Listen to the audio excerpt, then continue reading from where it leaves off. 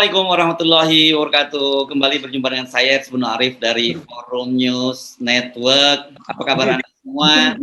Semoga selalu dalam keadaan sehat walafiat. Nah, perkembangan kasus tewasnya ajudan dan supir pribadi dari istri Kepala Divisi Propam Polri Irjen Pol Verdi Sambo itu semakin menarik, dan tapi orang mungkin lebih berkutat kepada persoalan detail-detail di atas peristiwa itu. Dan kemarin itu pengacara dari Ibu Putri Chandrawati, istri Pak Verdi Sambo, sudah mengadukan ke Dewan Pers kan, dianggap soal pemberitaan-pemberitaan yang dianggap merugikan kepentingan kliennya. Tapi saya akan mengajak Anda untuk melihat dari perspektif hukum tentang kasus ini, dan saya mengajak Anda ngobrol dengan Dr. Margarito Kamis. Assalamualaikum, Bung Ito. Waalaikumsalam warahmatullahi wabarakatuh. Ya, orang tak jumpa. Ya. Orang sekarang ini jadi bertanya-tanya karena sejak awal ketika Pak Listio Sigit jadi polisi kan mengedepankan soal presisi, dan kita punya harapan besar terhadap Pak Listio Sigit pada waktu itu, terutama dalam pendekatan yang bersifat mediasi segala peristiwa. Nah, tapi kasus ini menjadi pertanyaan buat kita, apa sebenarnya yang terjadi di internal polisi sehingga terjadi peristiwa semacam ini? Ada polisi tembak polisi, kemudian kalau kata netizen bisa kemudian lapor polisi dan tangani polisi, kan gitu. Ya. Itu membawa kita mempertanyakan presisi itu apa sih? Ya.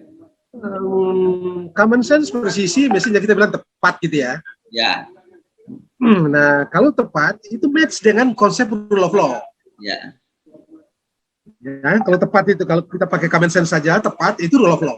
Ya. Rule of law minta presisi, penanganan semua hal dan law enforcement itu masih presisi. Ya. Mesti strictly. Ya. Nah, dari rangkaian perkembangan yang muncul after itu, bahkan dari pertama, membuat kita memiliki alasan yang cukup, kuat untuk lagi-lagi mempertanyakan ini presisi apa sebenarnya ini. Ini sebuah konsep transformasi di tubuh Polri, transformasi per level apa? Struktural atau mentality? Ya. Itu menjadi pertanyaan dari kasus ini. Gitu. Kenapa? Ya. Ada begitu. Kita sudah mendengar, saya juga mendengar Anda punya bincang-bincang beberapa kali gitu ya. Baca di berbagai media, saya juga membaca bla bla bla. Ada begitu banyak, bahkan orang-orang sekelas seperti Pak Mahfud, Profesor Mahfud yang Menteri Polhukam, ada anggota DPR dari PDIP 2, ada Pak Sanudin dan ada Pak mantan pengacara itu mempertanyakan. Ya, ada banyak hal yang dipertanyakan, dan saya ingin juga menyajikan beberapa hal yang saya rasa layak kita ajukan, kita sajikan di meja diskusi publik ini gitu. Satu, yang ingin saya bilang adalah kasus itu terjadi di rumah yang kita sudah tahu bersama. Pertanyaannya adalah, apakah almarhum itu datang bersamaan dengan ibunya ibu dari istrinya Pak Sambo itu, apakah juga dia datang bersamaan dengan orang yang menembak, polisi yang menembak itu? Apakah orang tiga ini datang bersamaan pada waktu itu? Ini kan tak terjawab juga sampai sekarang. Tidak jelas apa ini sebenarnya. Satu. Yang kedua,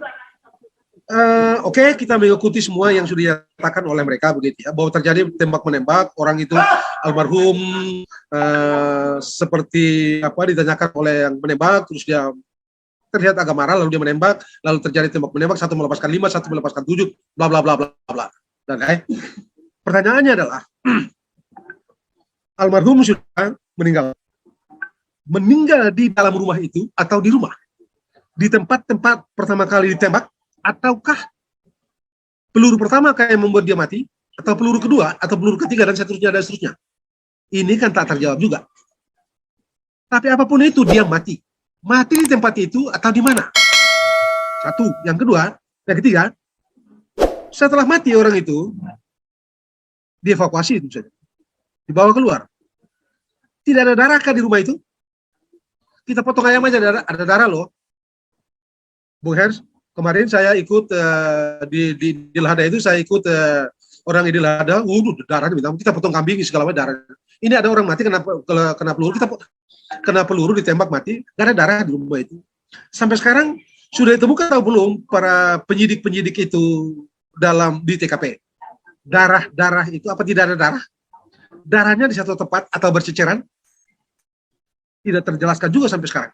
Setidak-tidaknya sampai dengan beberapa hari ini kita belum menemukan. Entah apa karena memang penyidik-penyidiknya belum membuka itu soal lain. Tapi setidak-tidaknya kita kenyataan yang kita dapati sekarang inilah kita tidak tahu apakah mati di dalam rumah itu, di mana pertama kali dia mati, siapa yang memindahkan mayat itu, pada waktu dibawa keluar, tidak mungkin karena ada mayat di situ, dibawa keluar, siapa yang bawa? Satu orangkah yang menggotong mayat itu, ataukah 2 orang atau 3 orang? Dengan alat apa dibawa keluar? Digotong begitu saja sampai di rumah sakit? Ataukah dipakai mobil? Mobil apa? Mobil ambulans? Mobil biasa? Siapa yang mensupiri? Ditaruh di mana di dalam mobil itu? Mobil itu di mana sekarang? Misalnya, ini kan juga belum dijelaskan sampai dengan sekarang. Celakanya, yang keempat, CCTV kabarnya rusak. Yang ketua RT yang juga mantan polisi itu juga mempertanyakan, agak marah-marah kalau kita baca di berbagai pemberitaan itu kan. Ini semua jadi soal. Itulah yang saya berpendapat, tema yang Anda pakai ini tepat, rule of law or rule of ruler. Kalau rule of law biasanya yang saya pertanyakan itu semua kebuka tersaji di meja diskusi seperti ini. Kita tidak perlu mempertanyakan, oh iya matinya pertama kali di sini, ditembak kali ini, diangkut begini, darahnya tercecer, darahnya masih ada dan seterusnya. Ini kan setidak-tidaknya sejauh ini tidak terlihat, tidak terjawab. Kita bertanya-tanya. Saya tidak tahu kalau Anda tidak bertanya itu, tapi setidaknya saya sebagai orang hukum bertanya-tanya, apakah tidak ada darah pada waktu itu? Kalau tidak ada darah pada waktu itu, orang itu mestinya sudah mati duluan dong. Hal lain yang Bung Hersu yang layak kita diskusikan juga adalah untuk apa lagi sekarang kita bicara mengenai pelecehan dan segala macam itu? Ngapain gitu? Untuk apa gitu? Memenangkan apa dengan bicara pelecehan atau bicara percobaan apa-apa macam lah yang sudah terberitakan di berbagai media itu? Ngapain? Oh, orang yang dituduh melakukan pelecehan atau apapun namanya dan sejenisnya itu udah mati, mau konfirmasi ke siapa? Mau konfirmasi ke siapa? Lalu meminta kalau menjediki soal pelecehan dan segala macam itu kan, kalau kita orang hukum ujungnya kan pertanggungjawaban bisa ada orang yang dipertanggungjawabkan. Siapa yang pertanggungjawabkan? Orang mati kok, mau sidik orang mati, suruh malaikat nanya. Hebat banyak kan kita. Tidak ada rule of law yang pakai malaikat untuk menjadi subjek hukum, untuk apalagi melakukan tindakan-tindakan hukum dan rangka membuat satu kasus ini menjadi terang akan bisa dipertanyakan. No way. Jadi ngapain itu dicari-cari di bicara-bicara itu? Itu kategori yang kedua. Kategori yang ketiga yang perlu dipertanyakan sekarang dalam perspektif negara hukum akal Anda dan saya, kita semua masyarakat Indonesia 50% adalah yang nyidik perkara ini siapa? Polres Jakarta Selatan? Polres Jakarta Selatan kah yang menyidik perkara ini? Atau Barreskrim kah yang menyidik perkara ini? Kenapa kita pertanyakan ini? Oleh karena Barreskrim juga turun. Sementara kita menemukan kenyataan dari berbagai macam pemberitaan bahwa Polres Jakarta Selatan juga nyidik. Jadi yang betul yang mana? Anda jangan lupa, kalau Anda bicara mengenai rule of law, ya presisi, kepastian, siapa yang menangani ini untuk satu isu, satu case, lo kok ada 2, betul Polres di bawah. Susah apa sih Barreskrim bilang kita take over? Susah apa? Karena susah kan, saya kira Mas Herso sebagai jurnalis senior yang berkutat di berbagai media, tahulah ini susah apa sih Mabes Polri melalui Kabar Reskrim bilang, Polres, Pak Kapolres, ini kasus kami take over, clear, fokus begitu, semua masuk di situ. Ini kan terpencar. Bisa jadi kita tanya ke Barreskrim, Barreskrim tanya aja ke Polres Jakarta Selatan. Kita tanya ke Polres Jakarta Selatan, boleh saja Polres Jakarta Selatan kami tidak diberikan otoritas untuk berbicara soal ini. Lalu kita memperoleh kepastian apa? Sementara Anda dan saya tahu bahwa rule of law menjamin bahwa Anda dan saya memiliki hak untuk memperoleh informasi yang pasti. Tapi kalau begini, opo ya pasti. Itulah kira-kira dari sudut saya gitu ya. Sebentar sedikit. Apa konsekuensinya dari tadi pertanyaan-pertanyaan Anda tadi ketika kemudian tidak terjawab dan hak publik tidak dipenuhi? Minta maaf ya Mas Hersu. Oleh karena semuanya seperti ini, setidaknya sejauh ini, saya rasa kasus ini kalau kita mau analogikan gitu atau kita mau ibaratin gitu, ini kasus ini sudah jadi bubur ayam, sudah jadi bubur. Bubur yang Apa yang mami dia? udah diaduk, ya. Ya udah jadi bubur panas dan segala macam taruh panas, aduh jadi satu, jadi Anda mau pilih gimana lagi? Lo tadi itu coba kemana Mas Hersu? Sekarang sampai dan berapa hari kan di rumah itu kalau tidak salah belum dipolis lain. Di rumah TKP itu kan sampai sudah berapa hari itu kan belum dipolis lain. Tidak-tidaknya sampai dan kasus ini terungkap dan heboh di publik belum dipolis lain. Bagaimana Anda memberikan jaminan pada saya bahwa seluruh fakta yang ada di situ TKP itu original? Bagaimana itu? Darah saja sekarang kita nggak tahu tuh darah itu ada atau tidak. Kalau ada seberapa jauh splitnya, bercecerannya, kita nggak tahu. Lalu datang lagi satu persatu macam-macam dan segala macam itu. Jadi buburlah ini, bubur yang sudah terlalu Anda tidak dapat memilih, Anda tidak akan memperoleh. Dan bagi saya sebagai orang hukum ini merusak keadilan. Mas Hersu, saya baca juga lah gitu ya. Semoga dan saya tidak punya pretensi kecil sekalipun bahwa berita-berita yang sudah dimuat teman-teman jurnalis di media-media yang kredibel itu tidak benar ya. Saya berpretensi bahwa itu benar. Nah, kalau benar kan tambah lagi persis seperti Pak Mahfud dan beberapa orang mengatakan ada kejanggalan gitu. Kejanggalan yang nembak kok ada sehatan. Terlihat kayak bekas ada sehatan. Gimana ceritanya? Orang ahli Pak TB Hasanuddin bilang nggak mungkin peluru panas kok saya gimana? Kalau kebakar yes, kata Pak Hasanuddin anggota DPR dari PDP gitu. Itu aja juga yang kayak gitu itu. Nah kalau itu dicampur dengan tadi segala macam menjadi bubur nado nih. Ini sudah jadi bubur. Nah karena jadi bubur Anda tidak akan memperoleh fakta yang utuh dan dengan demikian Anda tidak dapat menjanjikan keadilan yang semestinya. Bahaya, ini buruk sekali karena ini menandai betapa kita tidak menghargai bukan soal rule of law. Esensi rule of law itu adalah pemuliaan terhadap harkat dan martabat manusia. Siapapun dia orang itu. Ini yang hilang, ini yang rusak di negara ini dalam kasus ini terutama.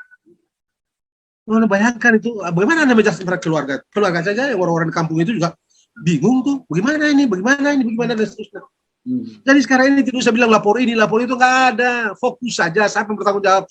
Yang jelas ini orang mati karena ada yang menembak. Dia bukan mati karena jantung, dia bukan mati karena dia stroke dan segala macam. Dia mati karena ada barang lain yang mengakibatkan, ada sebab dari luar. Ini yang rule of law meminta agar harus dipertanggungjawabkan. Tidak bisa tidak.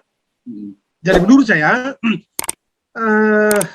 saran saya pada Pak Kapolri, saya tidak tahu detail instruksi direction dia kepada pembentukan tim khusus dan macam-macam itu.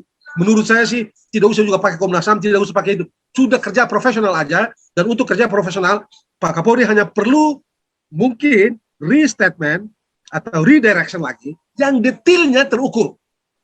Satu misalnya, pastikan misalnya gitu, darah itu ada di mana? Siapa yang darah itu ada atau tidak? Kalau tidak ada, kenapa kok di dalam rumah itu misalnya kalau sekarang ini tidak ada darah, di mana darah itu diapakan ke TKP itu? Clear seperti itu. Clear seperti itu. Siapa yang angkat dan seterusnya. Clear seperti itu. Pak Kapolri mesti bilang itu. Kalau tidak, saya rasa Pak Kapolri mesti gentleman. Kira-kira lebih baik datang ke Pak Jokowi lalu bilang, Pak Jokowi, saya tidak dapat menuntaskan kasus ini sebagaimana layaknya seharusnya kasus ini diselesaikan secara hukum, maka saya resign. Itu saya kira akan dikenang orang sebagai polisi terhebat. Mungkin dia dapat disetarakan dengan Pak almarhum siapa dulu Pak yang polisi yang hebat itu, Pak Hugen. Nah, itu. Kalau sampai kalau cuma begini-begini, saya rasa pilihan terbaik Pak Kapolri adalah datang menghadap Pak Presiden lalu bilang, Pak Presiden, saya minta maaf, saya tidak dapat memenuhi seluruh ekspektasi Anda, jadi saya dengan hormat meminta pamit dari Anda. Itu gentleman. Kenapa se-ekstrim itu? Apakah menurut Anda begini Mas Hersu, Mas Hersu, rule of law itu menjadi novelty kalau tidak di tangan orang yang kredibel otaknya dan kredibel hatinya. Rule of law baru menemukan mana esensialnya kalau ada di tangan orang-orang yang otaknya bagus dan hatinya bagus. Orang-orang seperti ini tidak akan takut ini dan itu, dia akan lurus selurus-lurusnya sesuai dengan kaidah-kaidah alamiah. Ya. Oke. Rule of law itu tidak ada artinya kalau tidak ada di orang yang hebat. Dia membutuhkan orang yang hebat. Seperti Woodrow Wilson, Eisenhower, Presiden Amerika Serikat after Perang Dunia Kedua itu bilang, dan juga Woodrow Wilson bilang, Anda boleh bikin konstitusi sehebat-hebatnya, tapi behind the constitution itu menentukan. Who behind the gun? The president, who behind the constitution, itu yang menentukan macam apa konstitusi itu dimanai dan macam apa konstitusi itu bekerja. Jadi orang is not law saja, orang, man. Ya. Oke, saya mau balik lagi ke tadi Anda mempertanyakan darah ini. Oke. Karena Anda mencurigai apakah betul tembak-menembak itu terjadi di dalam rumah atau jangan-jangan si Brigadir J ini mungkin sudah ditembak di tempat lain gitu ya maksud Anda? Karena memang para kan berita-berita ini bilang tembak-menembak di situ kan. Kurang lebih tembak-menembak itu dia bla bla bla, dengar suara tangisan bla bla bla, terus ditanyain bla bla bla, orang ini marah, nembak satu lalu orang ini balas menembak. Jadi asumsi, bukan hipotesis, asumsi adalah tembak-menembak terjadi di dalam rumah itu. Maka di situ mesti ada darah. Di mana darah itu? Benar ya, kalau sampai ada 12 tembakan itu pasti akan membuat tetangga gempar gitu, kira-kira begitu ya? Ya. Satu peluru saja, kenapa sih ada darah kok? Lo darah itu di mana? Ya, kalau dia diangkat begitu saja kan pasti ada menetes itu. TKP lo ini jangan salah lo, TKP itu bisa bicara. Begitu itu, TKP itu akan bicara. Darah itu di mana? Kita tidak perlu mempersoalkan berapa kali tembakan yang kena di tubuh almarhum itu ya. Tapi satu saja tembak kena, pasti ada darah. Di mana darah itu? Kasus ini kan kita tahu, kalau tidak salah 3 hari atau 2 hari setelah terjadi baru rame kan di jalan itu. Ya, bahkan setelah itu baru ada gonjang-ganjing gaduh-gaduh ini lah. Nah karena itu penting. Itu lalu kalau di situ lalu dia akan dibawa keluar, siapa yang bawa, siapa yang gotong. 1 orangkah yang gotong? Siapa orang itu? 2 orangkah yang gotong? Siapa orang itu? Di mobil apa? Mobil itu di mana? Ambulans kah mobil itu? Mobil penumpang biasa atau mobil pribadi atau apa? Di mana mobil-mobil itu? Tidak ada darah kan di dalam mobil itu dan seterusnya. Tidak ada sisi jari kan di mobil itu segala macam. Kan tak terungkap, belum terbaca atau belum tersaji di media publik sampai dengan saat ini kan. Dan itu yang buat saya bilang ya ini kok tamparan langsung yang murahan banget, kasar banget terhadap rule of law. Itu maksudnya itu. Ya, jadi menurut Anda memang bagaimana dong jalan keluarnya untuk menuntaskan kasus ini? Karena padahal kan tadi bahwa saya tidak Mas Hersu, karena ini barang sudah berantakan kayak begini, saya jujur saja tidak memiliki ekspektasi walau kecil bahwa ini akan tersaji sebagaimana seharusnya disajikan. Saya tidak punya tawaran apa-apa untuk membuat kasus ini lebih jelas atau lebih substansial dalam perspektif rule of law dan segala macam. Karena dari awalnya sudah berantakan. Ya, tadi saya bilang ini cuma kayak bubur kok. Ya itu tadi kan tidak terjelaskan sampai sekarang ini. Begitu itu. Oke. Nah, jadi sorry saya tidak dapat menawarkan jauh lebih dari apa yang saya sampaikan pada saat ini. Kalau syukur-syukur mereka bisa menjawab pertanyaan-pertanyaan ini ya, so oke aja. Tapi kita minta lebih dari itu, kita nggak tahu lah. Sudah berapa hari kok? Ya. Ada berapa orang di dalam rumah itu gitu? Ya. Polisi sendiri sudah bilang yang menembak, yang mengakibatkan mati itu ada orang yang menembak. Loh, sampai sekarang aja tersangka. Sampai sekarang belum jadi tersangka. Boleh jadi karena memang tidak ada saksi. Boleh jadi kan tidak ada saksi. Kalau paling-paling kalau saksi kan ya bagaimana menjelaskan siapa yang dia menembak betul, dia posisi mana dia menembak, bagaimana cara dia menembak segala macam kan tidak dapat dijelaskan pada waktu itu, tidak dapat dijelaskan. Cuma ada orang 3, orang 1 sudah mati. Alasan polisi pada waktu dia kan jadi membela diri. Alasan jadi dia kenapa dia tidak jadi tersangka karena dia dalam posisi membela diri. Itu penjelasan dari Humas Polri. Ya, kita yang belajar hukum pidana tahu itu namanya nowhere ya, di dalam keadaan darurat dia membela. Tapi membela pun ada takarannya. Ada takarannya. Ada takarannya. Kalau Anda tembak 1 dan dia lumpuh, Anda tidak bisa tembak lagi. Kalau Anda tembak lagi dan dia mati, no dwell excess namanya dalam hukum pidana ya. No dwell excess, pembelaan diri yang melampaui batas.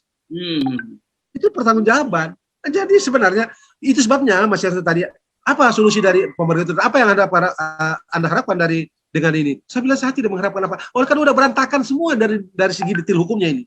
Dari segi prinsip-prinsip hukum ini sudah berantakan semua. Itu tadi TKP-nya sudah berantakan, CCTV juga berantakan.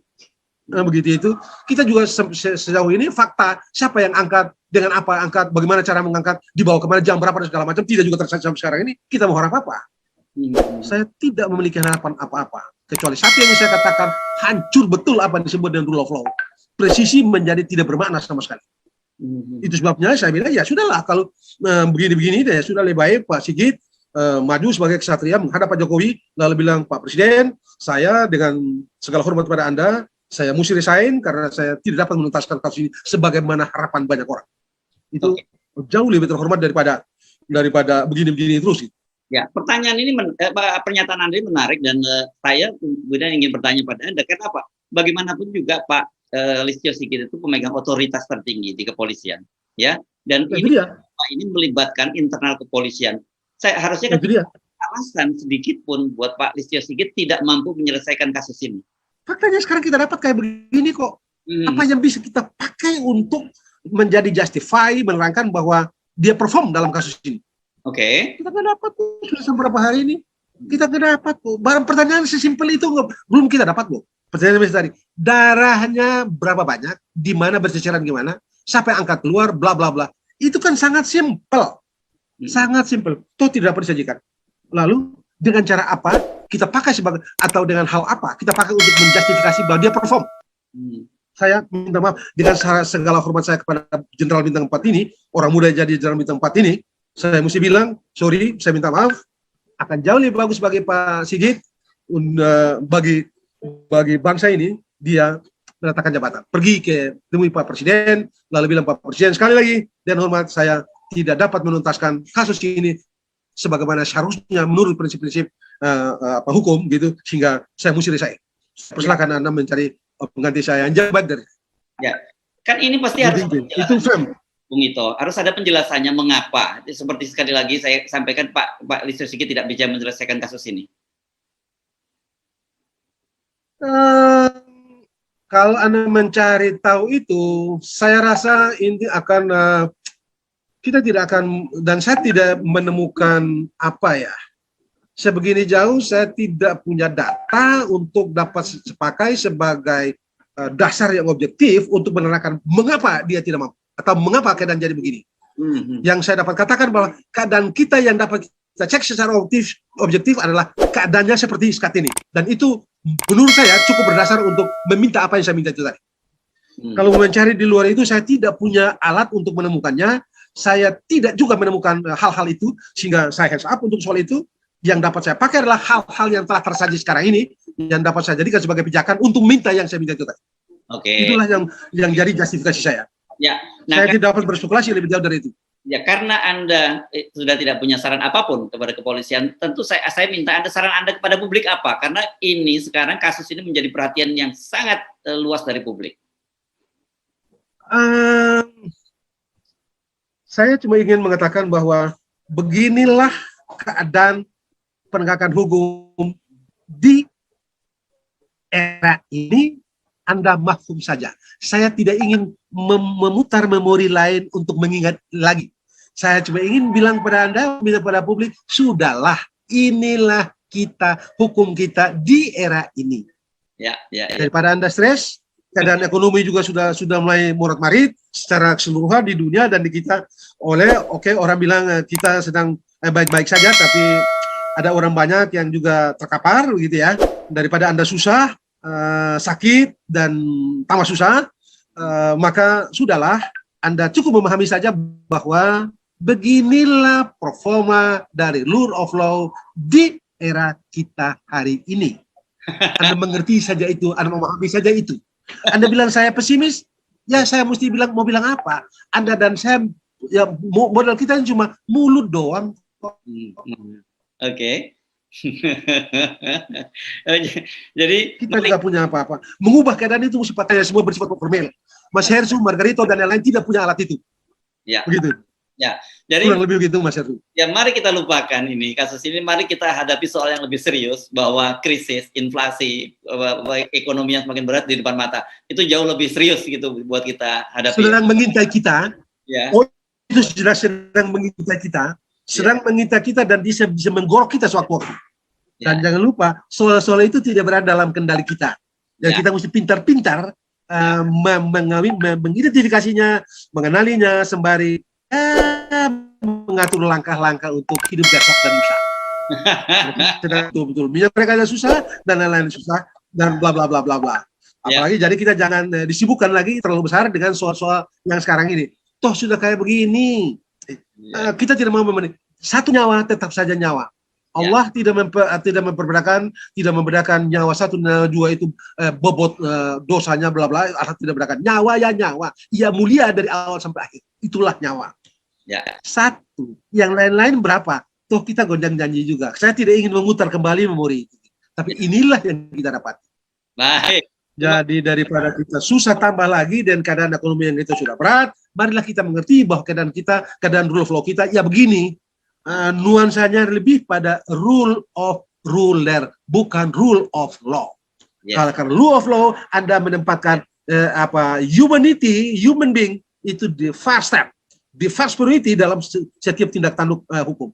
Tapi faktanya kayak begini. Jangan lupa, Joshua, siapapun dia sekarang almarhum, dia tetap seorang manusia yang memiliki nyawa dan dihormati Allah Subhanahu wa taala. Siapapun dia. Ya, baik, terima kasih. Begitu Mas Yasir. Ya, Dokter. Baik. Assalamualaikum warahmatullahi wabarakatuh. Waalaikumsalam warahmatullahi wabarakatuh.